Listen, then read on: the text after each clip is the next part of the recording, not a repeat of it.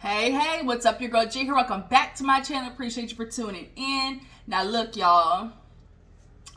Belle Collective is doing the dang thing. Belle Collective is doing the motherfucking thing, y'all. It's episode 2, y'all. It is episode 2. These hoes is not wasting no time.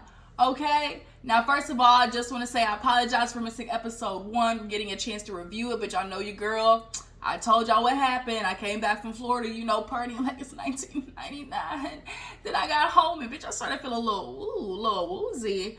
And your girl caught the 19. So, yeah, I've been in recovery mode. I got my second test done Friday. So, hopefully here in a couple of days, I'll get my results back and I'll be negative by now. I've been so exhausted. I literally just woke up from a nice good old slumber. So, if my voice is feeling a little groggy or, my face is puffy, that's just what it is. I've just been so exhausted, y'all. But being able to be home, I've been able to watch everything and catch up, which is why, Belle Collective, I was able to catch up on that. And let me tell you, Glenn, aka Greedy, we need to have a discussion. We need to have a discussion because y'all not tired yet? Y'all not tired of just being the H that y'all are? I'm over it. Like, I know I'm going to rip into his ears. And I'm going to rip into Marie's son's ass. Because he's turning out to be just like another goddamn Greedy. / Glenn. Whatever he wants to go by with whatever new bitch he's with at the moment. But yeah. Belle Collective. Carlos, you got another one. But Carlos, we're going to have a couple of conversations too. Because we'll get into it. Alright? But yeah, y'all. I appreciate those who are new to my channel. If you're new, go ahead and hit that subscribe button. And for everybody else who's been a part of the Juice Box crew, been sticking with me through all the ups and downs and all the busyness and everything that pops off, I appreciate it. The support is definitely, definitely does not go unnoticed, y'all. We were trying to build this channel. I'm trying to do better with being more consistent, but life be lifing. Life be lifing, okay? But yeah, let's not waste no more time, y'all. Let's go ahead and get into Belle Collective, okay? So, we open up with Lateshia talking to her old dirty ass man, Glenn. Oh, Glenn, okay? Glenn, when he walks in a room, he gives, I got a bunch of baby mamas. I got at least 2 girlfriends and a wife on the side. Like, I think of Pinky, when he was like, please don't shoot me, shoot. I got kids. I got 3 or 4 girlfriends. I got a wife on the side. Like, but I literally, it took me years to notice that Pinky has said that. I said, wait a minute, wife on the side. You know how you be watching movies and you don't catch, you've seen the movie so many times, but like you always catch something different. And it wasn't until a couple of years ago I noticed Pinky said, I got a wife on the side. And that's literally what's going on with Glenn / Greedy. He got a wife on the side. Bruh, you're mad at her. You're coming in trying to give these little sympathy flowers to her. Like these flowers, oh, I want you to come home. Come home. I miss you. You were my wife. You're supposed to be home. Right. But you need to remember the one that she's your wife. Like, you're not the one remembering that you're the one that put a ring on her finger. I don't get how men do this. Y'all always want to throw "you're my wife" in the woman's face, but you're not treating her like your wife, like a person that you did vows with. And then when she ups and gets gone on that ass, now you start acting like how Glenn is, and it's, oh, first of all, I didn't like how last episode when he tried to hit her with them bullshit air quotes of, you're self-caring, self-work. And she was like, it's not just, like, self-care and self-work. The way he tried to put it, and it was like, why are you putting air quotes around that shit? Like, that means you view her self-care and self-work as, this is like, that's the reason why you in this situation. The fact that she's working on herself, quote unquote. Like, I didn't like that. That right there already lets you know, like, he's not the nigga that wants you to truly elevate and improve and work on yourself. Because then that means if you're doing it, that means he has to do it. But see, what these men keep failing to realize is y'all want women to do all of these things, but you're not leading by example. Are y'all leading by example? So basically, she was telling Glenn, look, I'm not this 17-year-old high school girl no more. Like, I expect more. You need to tell me if this is your kid or not. Like, I knew about the affair 8 years ago, but to know that it's a baby, like, oh, I mean, so she asked, she's like, did the girl mean anything? Like, man, no, it's always the girl didn't mean nothing. It's always, oh, she was just some bird. She was just some peasant. Y'all know who I'm talking about. She was just some peasant. But if she's all of these just no good things, then why you gonna raw dog her? Why you going inside a girl who ain't nothing? Why you going rare dicking her then? If she's just none of these things. She's none of the things but all the things at the same time, enough that you are willing to risk a whole ass baby. And then Glenn wants to turn it around like, well, I mean, man, all of that still don't have nothing to do with, you know, with you being my wife and being at home. Like, he just tried to like, oh, that ain't got nothing to do with you being my wife and being at home. What? You got a baby? You got potentially got a baby? Man, what does that have to do with anything? Sir, you keep forgetting the reason you're in this mess is because of you. Oh, you're trying to paint me out to be the bad guy. I don't have to paint you out to be the bad guy. See, that's what men seem to always fail to realize. When women simply speaking the truth about their experience with y'all, you immediately want to use the, oh, she trying to paint me out as the bad guy. Nobody has to paint you out as anything if what she's saying is true and things that you did, those are your actions. So if your actions is painting this goddamn Picasso of bullshit, whose fault is that? Yours. Glenn, all he keeps saying is, oh, you supposed to be home. You know, you my wife, you know, plus, you know, my son, you know, I grew up without a dad, so I'll be damned if that happens. First of all, even if she decides to, you know, completely walk away, that still ain't gonna change the fact that you that son, that boy's dad. And if you want to be in his life, you'll be in his life regardless of she being in the house or not. So don't even try to make that her. Y'all always try to make like it the woman's responsibility to think about the kids. Oh, but you leave you splitting up the family. No, you fuck the family. The family, my husband. Like every time I think, who knows where that's from? Drop it down in the comments. Who know where that's from? We gonna pull your black card today. The family, my husband. Who's that from? Where's that from? Drop down in the comments. But yeah, all of a sudden it's all on the woman to remember the family God, remember the kids we have, remember you're my wife, you know.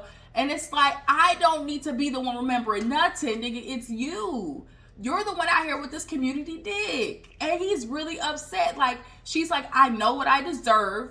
I'm not doing this anymore, Glenn. Then he wants to pull when he gets to walk, when he walks off. Oh, you're still Miss Pearson. You know, I'm not gonna leave until you tell me those words.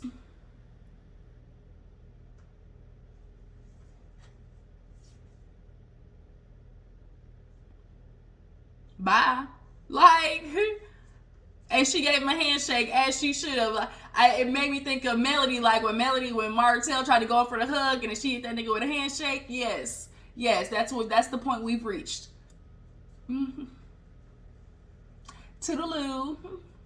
Bye. Bye, Ashley. That's what we're getting at this point. Glenn, you can look at Glenn and tell he ain't no good. She's like, I don't think you have the capability of being a one-woman man. Man, I could do that. No, clearly you can't.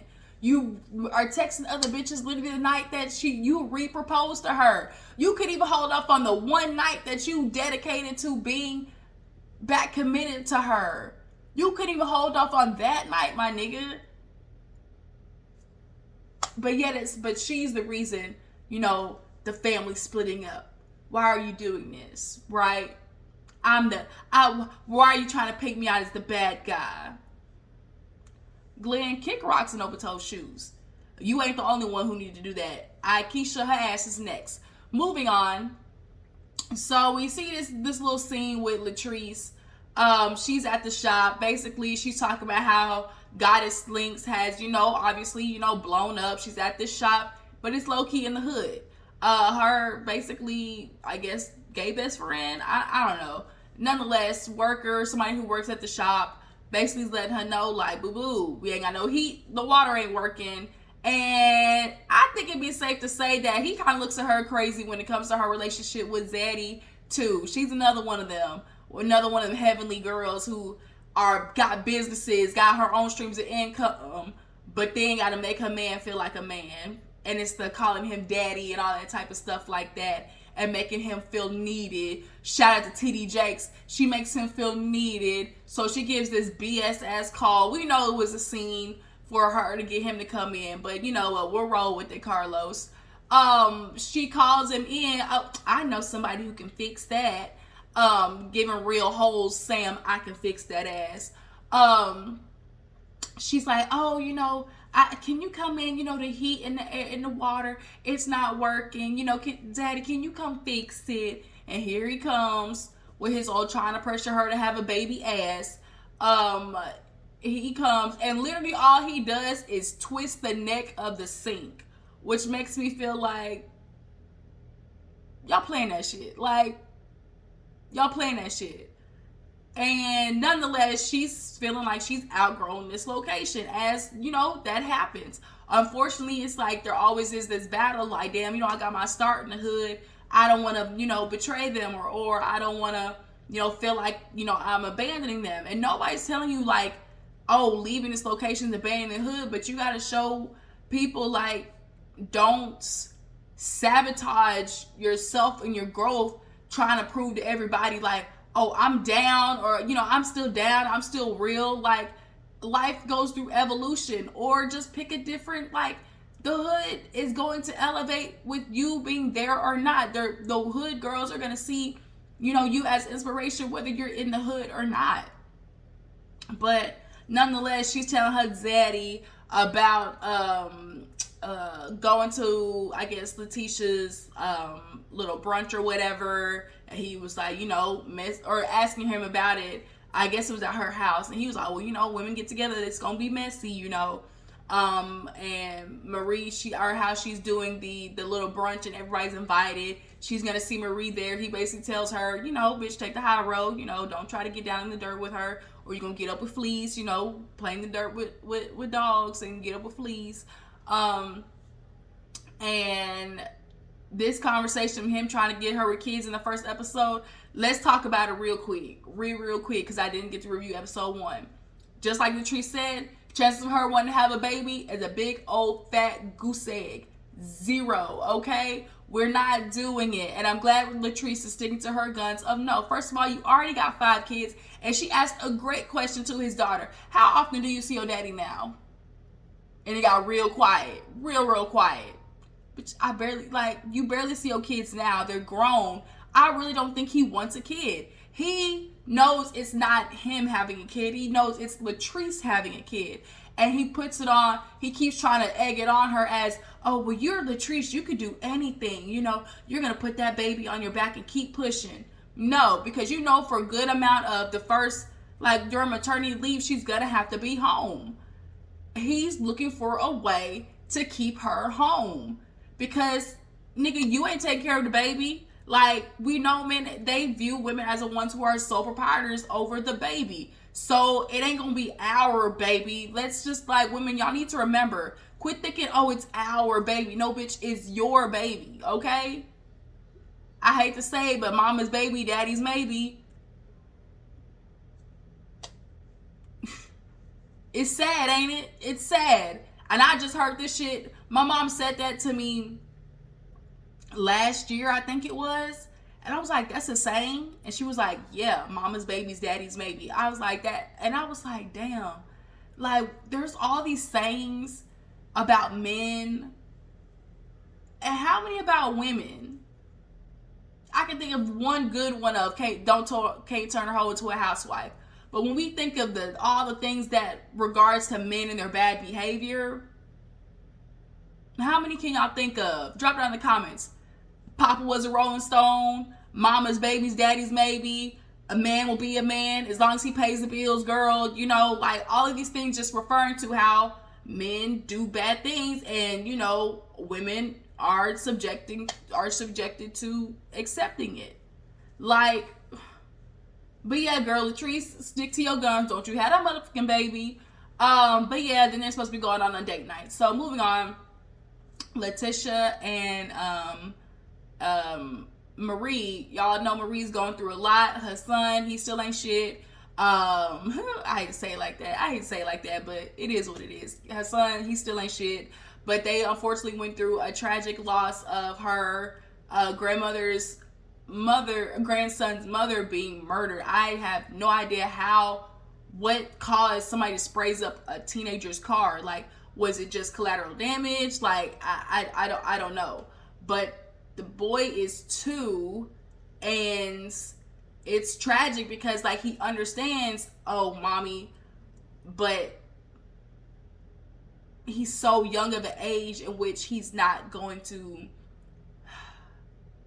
I don't want to make it sound bad. I don't want to say, like, miss her to an, like, of course he's going to miss his mom, but a super strong connection with the mother being only 2 years old, and the memory, you don't really have, your memory does not develop until you're like 4 or 5. Like, he's going to have glimpses of mommy, but he's not going to quite yet grasp at that age, oh, mommy's not coming back. So it's a weird, peculiar situation to be in. But what I don't want to happen is, first of all, Jerez is already lazy. So Jerez is going to use this as another scapegoat to why he's struggling. It's all these other reasons why he keeps procreating and dodging, taking care of his babies and, half-assing college and stuff like that. And so he's already telling his mom, oh, you such a big help to me, and, I'm just struggling, so, I'm going to need to lean on you a lot. Nigga, you already do. You lean on her not just a lot, but for everything. And she keeps telling you, all you got to do is go to college. No. Get your together now. But I really feel like this is just going to be another reason for why he slacks off. Instead of it being used as motivation, it's going to be another reason for why he slacks off, and it's always going to be an excuse that he can use with his mom of, mom, I'm just going through so much, I'm just going through so much. And nobody's doubting that you're going to be going through a grieving process, but let's cut the bullshit. We already see he looks for reasons to not take care of his responsibilities. But Marie is over there with that horrible wig. Marie, I get it, you want to be blonde, but at least pick the right kind of blonde and the right blonde wig. Like, yikes. Yeah, so she's sitting down with Lateshia, and they're basically catching up with each other. Letitia's asking her how she's doing, and she's like, I'm struggling a little bit, dealing with everything with Jerez and loss, with my baby and everything, plus her mother, she's back home. She got a full house. Her mother got the rehab center, and, she took her in.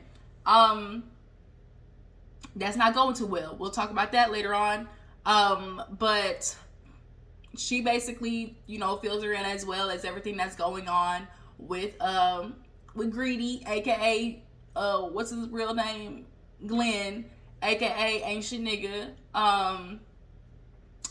Marie was like, you staying at your mom's, like you're elevating, and she's like, yeah, I feel like myself, I'm stronger. I feel like I'm, ready to put my foot down on what I deserve. And Glenn's not ready to accept that. There always is a moment typically in most relationships where women be like, you know what? Like, I've been accepting bullshit from you, and bare minimum at that. You say you want to be a partner, but you're not really being a partner. And nonetheless, a monogamous partner at that, something that you want from me, but you're not doing yourself. So if you're not even offering me those things that you told me, in which, she pulls with Glenn, she told him, she's like, you're not even, can you even be the man that I know you can be? Like, and it's always a woman, so like, I know you can be this better person, and women stay around waiting for them to be that better person. They convince them that the man convinced them that they were in the very first place, and then they turn out not to be that. They oversell and underdeliver all the time. Men oversell and underdeliver way more than women. And the one-off chance that they do meet a woman like that, and all of a sudden it's the rest of the women. But we know there's more ancient niggas than there are ancient women. Like, let's keep it real, because we're not conditioned that way. Women don't grow up in that type of conditioning, right? To just be ain't shit. That's not our conditioning. But nonetheless, our societal conditioning. That's what I'm saying. But nonetheless, so Marie just straight up asked, have you outgrown your husband? And Letitia's like, yeah. And it happens. I know somebody who recently went through it, like very close family member, outgrew her husband. It's like, damn, I got a lot of shit in life I can accomplish, and you're not helping me. You're only making it harder, and you're not helping me in every other aspect of life. Like, why do I want to carry around this dead weight that's clearly doing nothing for me? So yeah, they're gonna basically reconvene at her brunch, and Marie's not looking forward to it, but she's like, bitch, show, because you my friend, okay? So speaking of like a little brunch or whatever, Lateshia, is it Lateshia? It's Lateshia, right? Or Lateshia? It's one of them. Lateshia, I think. She has her, her own practice, and I guess she kind of ran into somebody in a mutual way, and her name is Aikisha, who happens to be a friend of, what's that light-skinned girl that's on the radio show? What's that girl's name? The one that talks like this. Y'all know who I'm talking about. I can't think of her name right now. But nonetheless, they're mutual friends as well. So I guess she's kind of getting introduced through her. But nonetheless, they end up deciding to do like a little, yang, little tea time or whatever. And Aikisha has all these accolades, married to an ex-NFL player, families, basically, I'm truly Jackson's royalty. When she said it like that, I was like, oh, here we go. How far is she gonna go? How far is she gonna take I'm the real queen of Jackson, bullshit? Oh, and she went there. Oh, she's one of them, y'all. She is one of them. You already know what I'm talking about. She one of those. Okay, so she comes in. Everybody's introducing themselves. Marie, she's explaining what she does. Oh, I own a practice. I own a methadone clinic. I'm also I didn't know what the hairstylist and makeup artist. And I'm not gonna lie, I was looking at her the same way Aikisha was, which is kind of like looking her up and down, like makeup artist and hairstylist.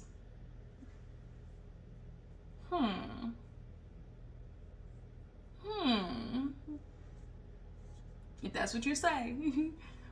But nonetheless, they're talking about things they want to accomplish. Fair Street being one of them. Come to find out, she actually owns a building on Fair Street. She had some land passed down through family. She's asking Marie, what school did you go to? She's like, oh, I went to so-and-so. She's like, oh, well, actually, the building is named after my family. We have such a, my granddad, great-great-granddad, and my dad, like, she's one of those girls who unfortunately leans in so heavily to her ancestry that it comes off pretentious and judgmental. And every time somebody said something, that bitch was like, oh yeah, but we were one of the first, and we opened up one of the first, and giving real Soulja Boy, I did it first. Giving real giving real Ray J, I hit it first. Like, I was always the first to do it. And it's like, what the fuck? It ain't even no competition. Like, these ladies just genuinely talking about what they do.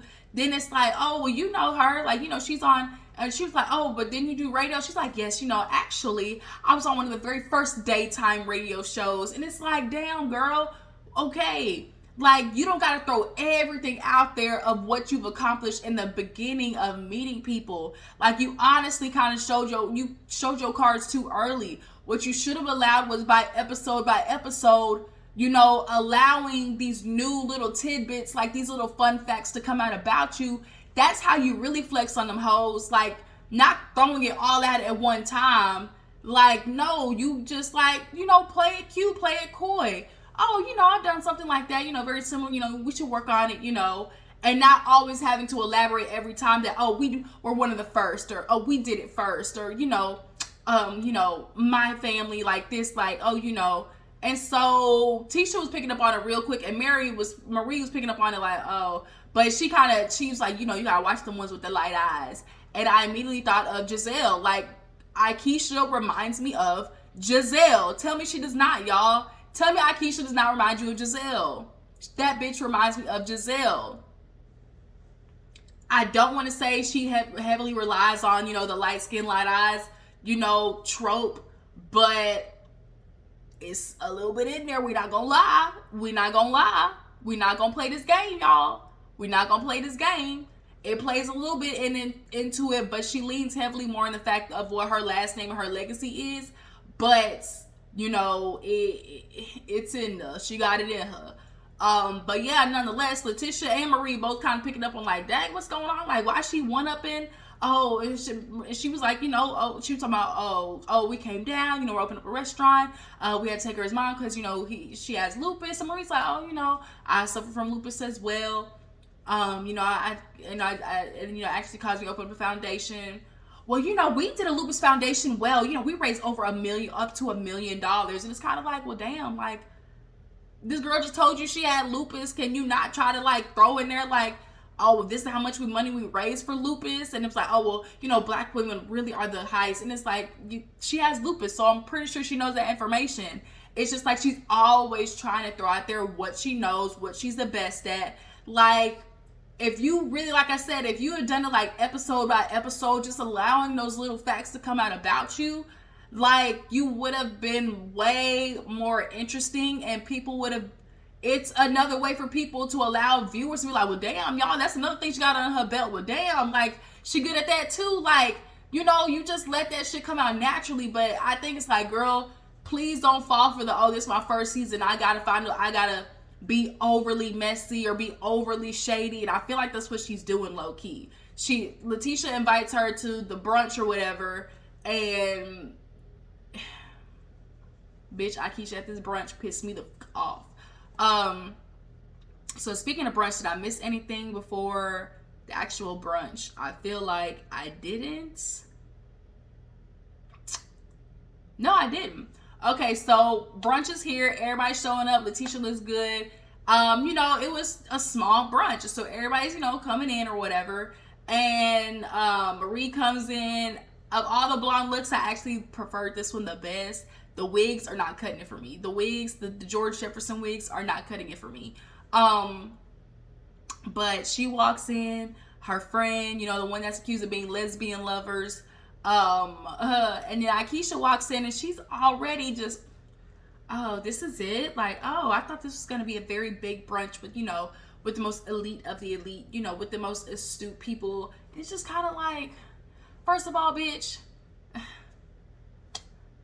whether it be 20 people or 200, the point is it's an empowerment brunch.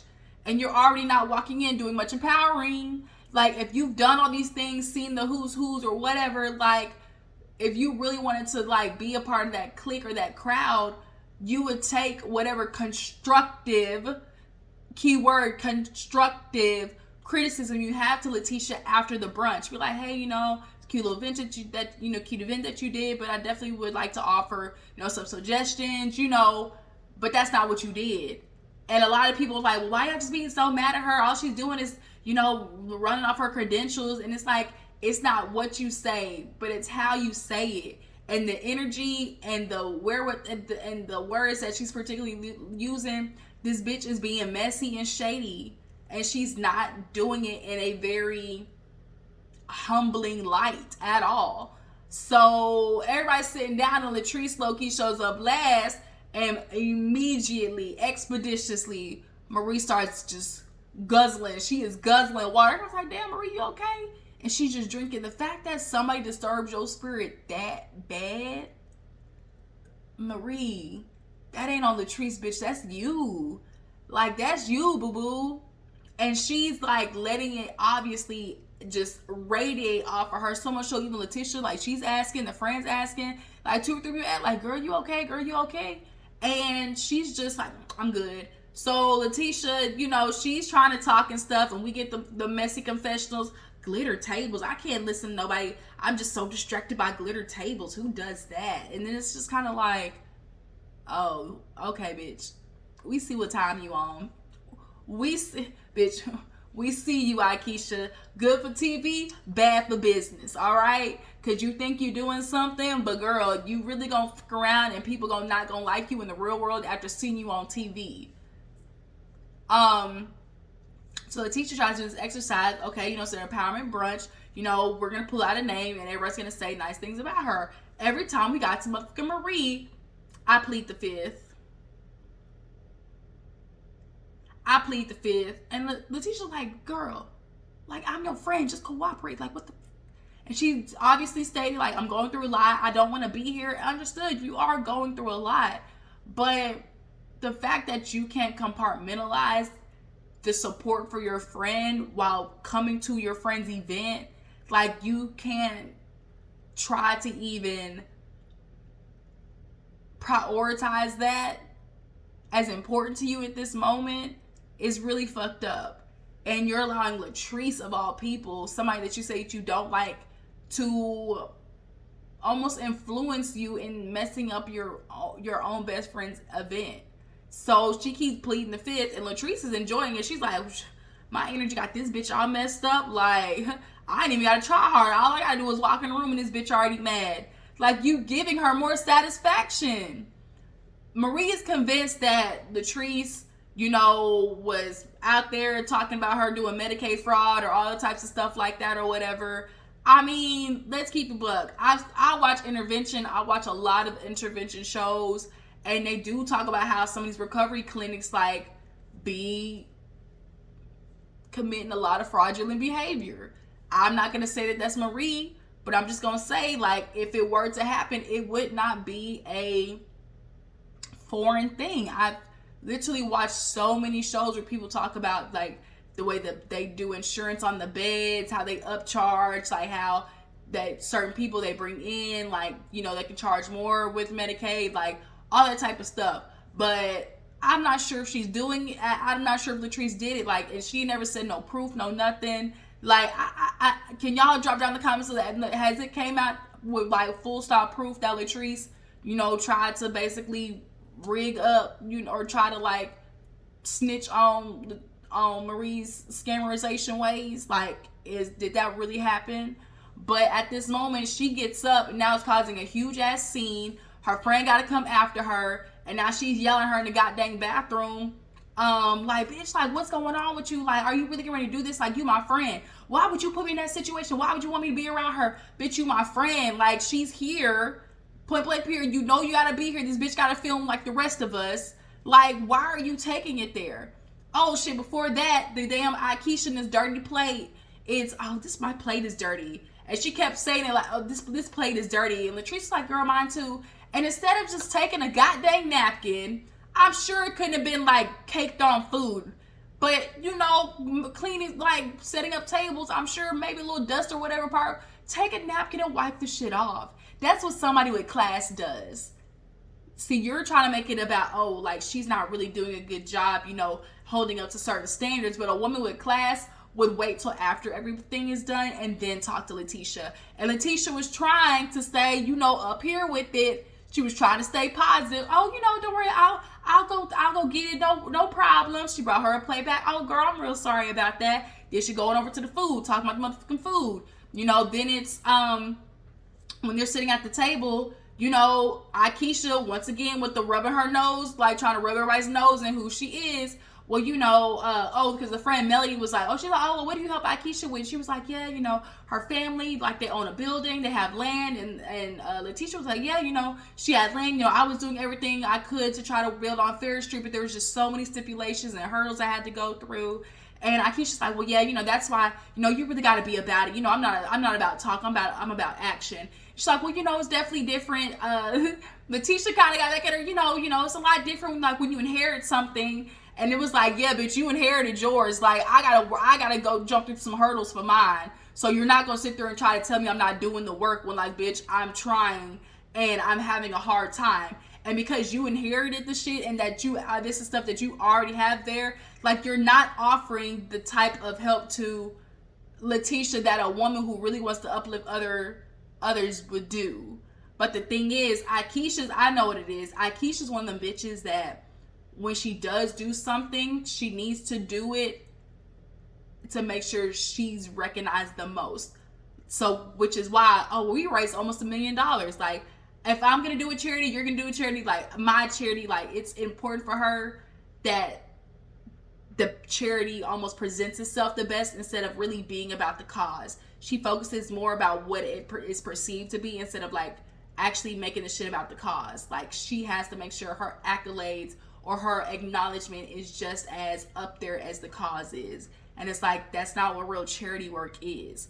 So now you complain about the goddamn dirty plate when you really could have just took a napkin. You're complaining about the food. Like, bitch, you really not about the empowerment. You really not.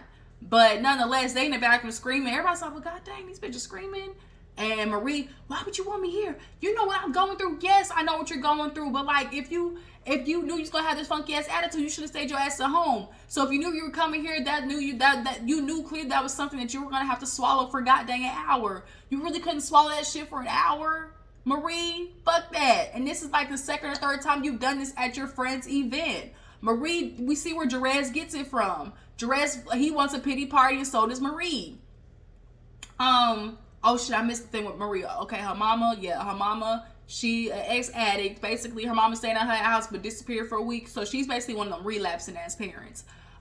Which is unfortunate, and I understand well because I have a dad who suffers from addiction, and he, goes good and then relapse, go good and then relapse. Like, so I understand that struggle. But the mama basically let her daughter know, bitch, I'm addicted. She's like, why you keep? Because I'm addicted. It's like, ain't nothing else you can do because she addicted. Okay, girl? Basically, her mama's one of those addicts, unfortunately, where it's like, I am who I am. I do the best I can in the moments, but when, that drug call, I'm basically going back there. Like, she's been living this way a long ass time. So for her, it's like, I'm gonna ride this shit till the wheels fall off, but I'm at least gonna try to make up for lost time while I'm with you. That's what you gonna get, Marie. Like, you gonna have to just basically reconcile that. Go to therapy. Like, you and your son need to go to therapy, and your mama all need to attend therapy immediately. But nonetheless, back to the end of the episode, the hoes is yelling. She said, now you giving these hoes more shit to talk about. When she said it like that, I died. Aikisha, I can't be a part of this. This is just so much. This really isn't empowerment. I gotta go. Bitch, well, what you were doing certainly wasn't empowerment either. So yeah, that was the end of the episode, y'all. I appreciate y'all for tuning in. This kind of went on a little bit long, but nonetheless, y'all, Belle Collective doing the damn thing. Y'all tell me how you feel about this season. How do you guys feel about Aikisha, the new edition? What do you guys feel about Marie blowing up her friend's brunch? Like, do y'all feel like she was out of line or not? I appreciate y'all for tuning in. Make sure to follow my Instagram and Twitter. I'll catch you guys later. Deuces.